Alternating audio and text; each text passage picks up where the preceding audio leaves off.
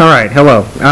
So I'm making this video to show you one way, the way I use to quickly rebuild a Kayfun or a Kayfun clone atomizer.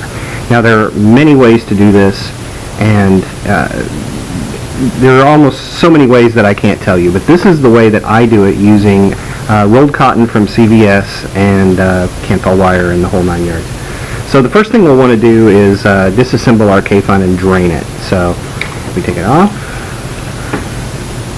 And I have my juice bottle here. I reclaim my juice before we build. And I take it apart at the top cap. So as we take it off here,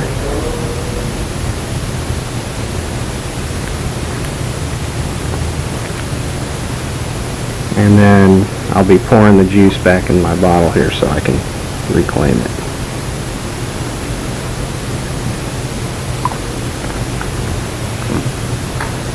Okay, so now that we have this done, we're going to just essentially take the tank off, and wouldn't I know it, it's on real tight.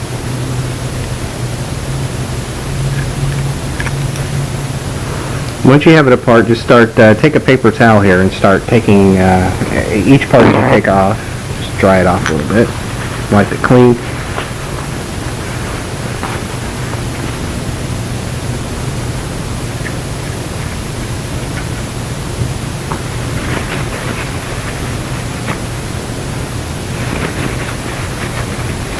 Now, if it's been a while since you've done this, you'll want to rinse these in water.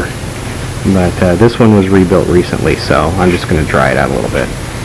One other thing I forgot to add is you probably want to wash your hands really well before you start, because if you have anything on your hands, it might give your atomizer a funky flavor for the first hour or so that you use it. So make sure you stay clean, and you won't get any of those off flavors. So now that we've taken the chimney off, and we're down to the vaporization chamber here, the next thing we're going to do is we're just going to unscrew this and take it off, and we'll set it aside. One little neat tip that you can do is if you take the top cap and you pull your drip tip out, it makes a nice little stand for working with. So as you see here, this is a used wick and coil. It's not too terribly bad, but it's time to be replaced, so I'm going to use this as the demo. Now, if the coil isn't completely carboned up, you can just remove the wick and replace the wick. But this one's pretty, it's got some carbon buildup on it, so we're going to take it off. I'll show you how I would take the wick out without damaging the coil, though. So what I do is I take some thrum scissors, which are available at any hobby store or a bunch of places online, and I just cut right down the edge of one side of the coil, and then you can just gently pop out the old wick without terribly damaging your coil. So in this case, I'm going to show you how to wind the coil, so we're going to take it off too. So make sure you're using screwdrivers that are the appropriate size for these screws, otherwise you can strip them out, and they'll last a lot longer if you use the right size screwdriver. So there we go, we've pulled our old coil off and we're down to the bare deck and we're ready to build.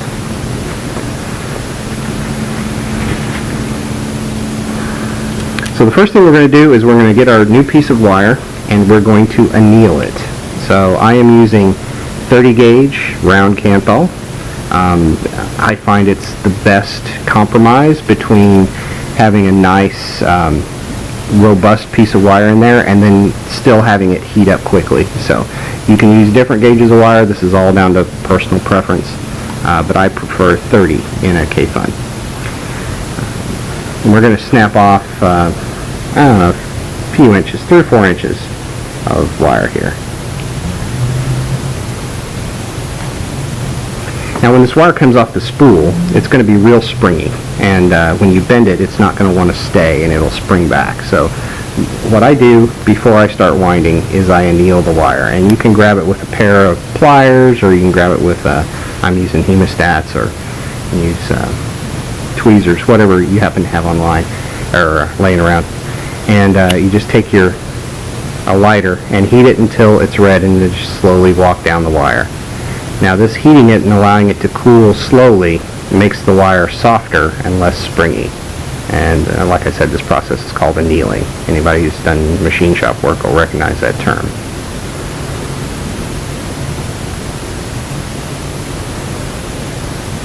Okay, so now that we've annealed the wire, it'll turn kind of a grayish instead of the silver it was, and it'll be much easier to work with. Now the next thing is we're going to be doing a microcoil build here, what's referred to as a microcoil, and this is a coil where all the coils are touching each other. I prefer on a Kayfun to have my microcoils be between 2 and 2.5 millimeters in diameter. And I found that a really common thing you can use as a guide to wrap your coil is a Q-tip, because Q-tip is about 2.5 millimeters in diameter. So if you take your Q-tip and just cut the head right off of it there, watch it go flying across the room, this makes a nice little guide to wrap your coil. We'll cut the ends off, and I actually have even used the cotton of the Q-tip to do this build, although we'll be using rolled cotton today. So the next thing you want to do is give yourself a little bit of room for a lead, and we are going to wrap, I prefer 5 wraps, and this will give us about 1.7, 1.8 ohms on the Kayfun. So you'll hold it and then just start wrapping it and letting them sit right along each other. That's 2, 3, 4, 5. And when you come back around on the 5th wrap, you want to make sure that the leads are leading off of the coil in opposite directions on the same side, and preferably on the bottom here. So what that does is you see that after we anneal the wire, it's sitting pretty close together right there. We'll fix that and make that look prettier in the end, but the key is both leads are coming off the same side, and it's ready to go. So we just slide our coil right off, and so I have a little bit of too much wire here, so I'm going to cut this off. Now I'm using these little diagonal cutters. You can also use nail clippers. They work just fine, although I prefer the diagonal cutters. So the next thing we're going to do is we're going to set our coil in between the screws. Now, I think this is very important, and I don't think a lot of people cover this. I prefer the wrap to go clockwise around the screw. That way, as the screw tightens, it's going to be pulling tighter on the wires instead of loosening it up. And I've seen a lot of people get frustrated by trying to wrap these counterclockwise around the screw. So you'll notice that if you set the coil right over the air intake, it will, the leads will sit perfectly aligned to go clockwise around the screw. So you don't have to excuse me, I normally do this with much more dexterity, but I'm working around the camera here. So set the coil right over the screw and then just bend it right around, and then we turn it around and we do exactly the same thing on the other side.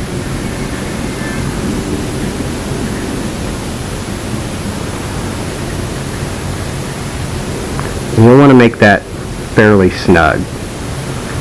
So now what we have is we have the coil sitting right over the air hole, and it's wrapped clockwise around both screws, and now we're just going to tighten those down gently. You don't have to get real insanely tight with them right here in the beginning, but we're just going to snug them up in order to hold everything in place so we can make our adjustments.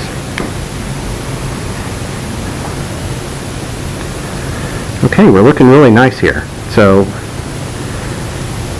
once you've got them snugged down, you can go ahead and trim off these tags to get them out of the way.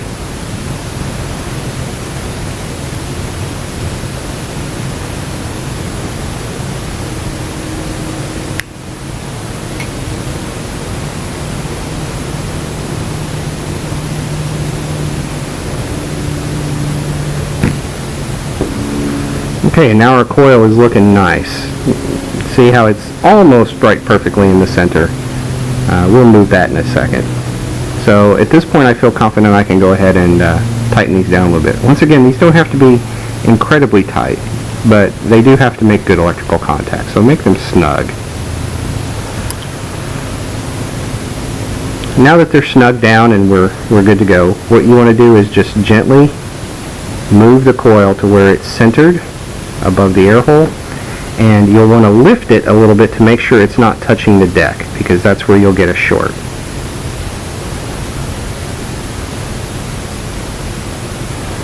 And once you have it centered and everything looks good, you can just withdraw the guide rod.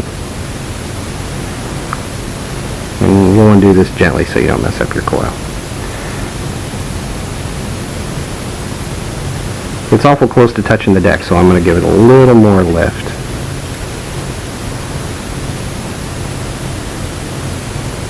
There we go. I don't know how well this camera is going to pick that up, but if you see the leads go to the screws, but they don't touch the deck, and it's sitting directly, like a millimeter or two above the air inlet. Okay, we look good there.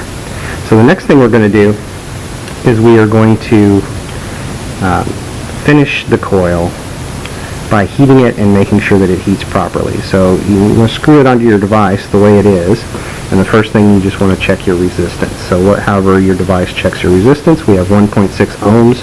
I expected between 1.6 and 1.8, so we're right on the money there.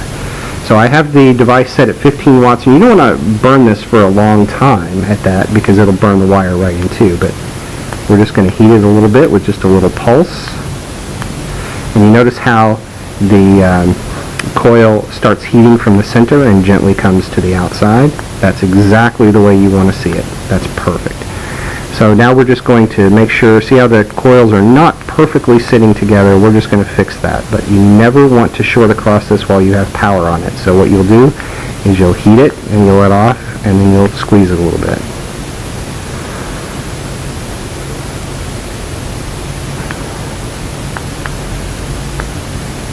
Until you get that coil perfectly aligned. And there you go. That's what your coil needs to look like. One more little squeeze there. And there we go. And now we're ready to go ahead and put our wick in. So watch it, because that's going to be hot. We're just going to remove it from our device and put it back on our little stand here. Now you can use almost any source of cotton. You don't want to use anything with any dyes in it or any residual chemicals from the factory. I prefer rolled cotton from CVS. It's sterile, it comes in a pack, and the nice thing is about it, when you cut it off this roll, it comes off in these nice little flakes, and it's really easy to work with. So I'll pull off a flake see it's layered. I pull off a few layers, and this is what I'm going to be using to make our wick today. So I take my thumb scissors here. These are really handy, but you can use any kind of scissors as long as they're sharp. And I'm going to cut off some. Now this amount you will have to experiment with, because it varies by how thick the flake that you took off is and a bunch of other stuff.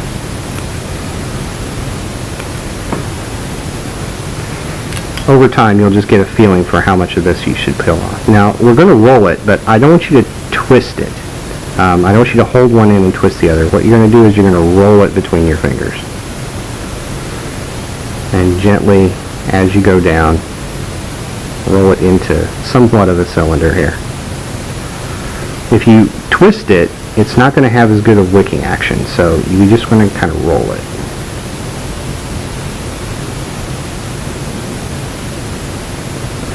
Alright, and once you have it rolled, we're going to wet one end of it, just a drop with juice on the end. And this will help you compact and start through the... So we put just a drop on the end, and we're going to roll. And that'll give us a nice little point so we can stick it right through the coil there. Now at this point you actually do kind of twist it a little bit. But we don't want to keep twisting it. We're just trying to twist it down to where it gets small enough to where it'll easily slide in the coil there. And you want to find a place in this where it's snug, but it's not tight. It needs to make sure that you have good surface area contact of the wick on the wire, but yet it's not so tight that the juice can't wick through. And I think I found a pretty good spot there. So now my wick is installed. Next we have to trim it to the right length. So what I do is I lay this out and I look straight down, and you need to leave about 1 millimeter or 2 on either side of the diameter of the atomizer. So just about 1 millimeter extra on each side, and trim it off. And this will be our final wick.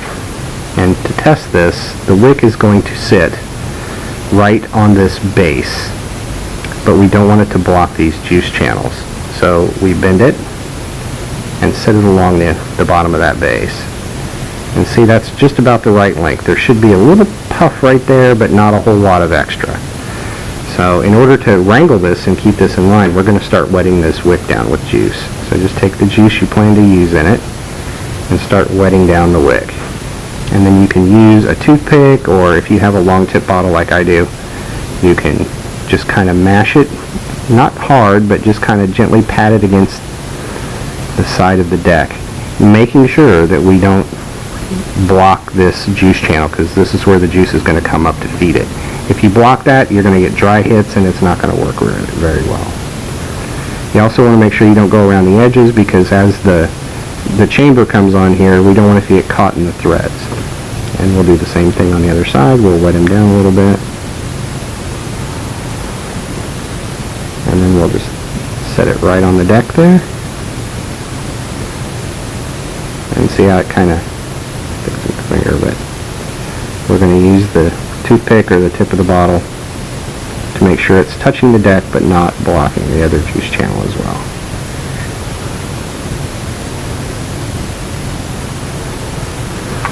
So from the top, this is what you'll look like. You'll see the 2 puffs, and those 2 puffs there on the side is where the juice will collect, and that'll be your reservoir for each drag you're taking. And the bottom part of the wick is what draws the juice up after it comes out of the channels into those 2 puffs, which are our reservoirs. So now we will gently put the chamber back on and screw them all the way down. Now these things should be snug, but you don't have to go crazy when you tighten them. Avoid over-tightening if possible. And now we'll look back down in the combustion chamber. Now see, the threads have kind of caught one side of it and moved it around, and that's okay. We'll fix that. You just, once again, you take your toothpick and you'll straighten it out. And then I push right down the middle and make sure I can feel the juice channel there to where it's not blocked. But the wick, of course, should be touching the deck. And there we go, and that's going to be about perfect. Next thing we'll do is we'll take and put our chimney on.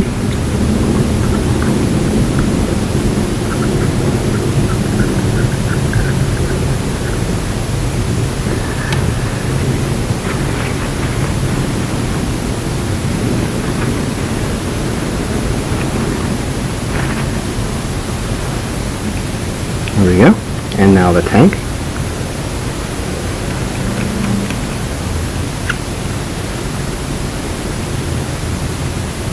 And as I stated before, don't over tighten these. Everything is sealed here with O-rings, so it's just got to be snug to where it doesn't come loose. It doesn't have to be incredibly tight. And then your top cap, you want to make sure that inside your top cap that your O-ring is in place and is going to make a seal around the chimney.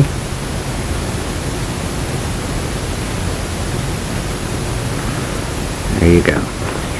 And your device is fully assembled again. Now we can go ahead and fill it and test it. I use a number 1, this is a number 1, Phillips screwdriver bit. This is convenient to carry in your pocket for refilling.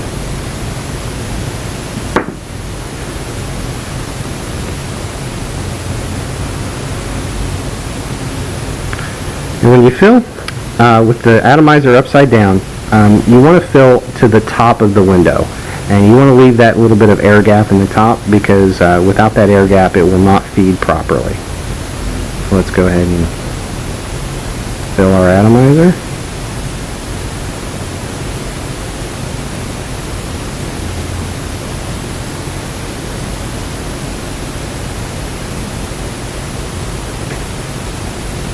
And there, it's full.